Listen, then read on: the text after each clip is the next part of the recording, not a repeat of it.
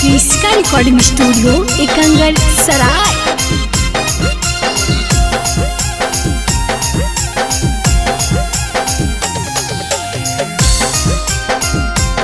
Presented by Kriska films.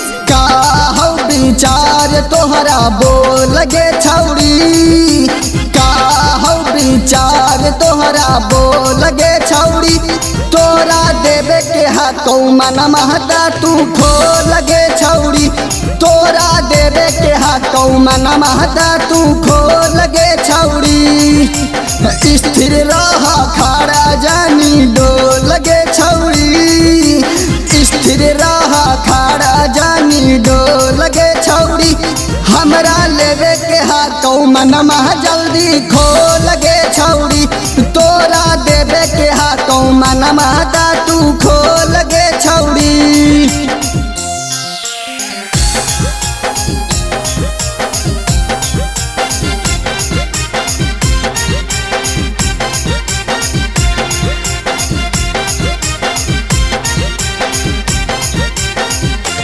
हमरा लेवे के हाथों मन मह जल्दी खोल गे छौड़ी, तोरा देवे के हाथों मन महता तू खोल गे छौड़ी।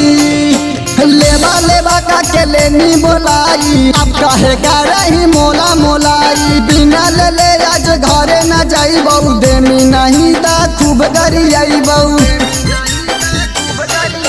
लेवा लेवा का के लेनी बोलाई, अब कहे का रही मोला मोलाई। बिना ले आज घरे न जाइबौ, देमी नहीं ता खूब गरियाइबौ। मन मालल चाउ देखी गोले गोल गे छौड़ी, मन मालल चाउ देखी गोले गोल गे छौड़ी। तोरा देवे के हाथों मन महता तू खोल गे छौड़ी, हमरा लेवे के हाथों मन मह जल्दी खोल गे छौड़ी।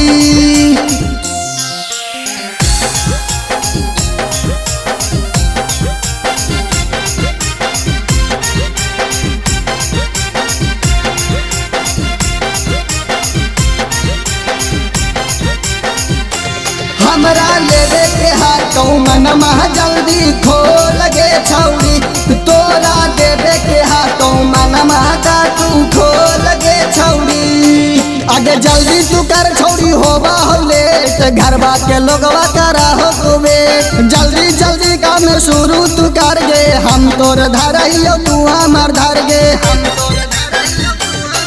आगे जल्दी तू कर छौड़ी होबा हो लेट, घरवा के लोगवा करा हो वेट। जल्दी जल्दी काम शुरू तू कर गे, हम तोर धरइयो तू हमर धर गे।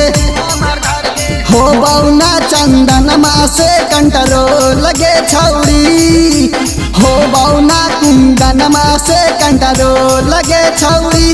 तोरा देवे के हाथों मन महता तू खोल गे छौड़ी, हमरा लेवे के हाथों मन मह जल्दी खोल गे छौड़ी। क्रिस्का रिकॉर्डिंग स्टूडियो एकंगर सराय।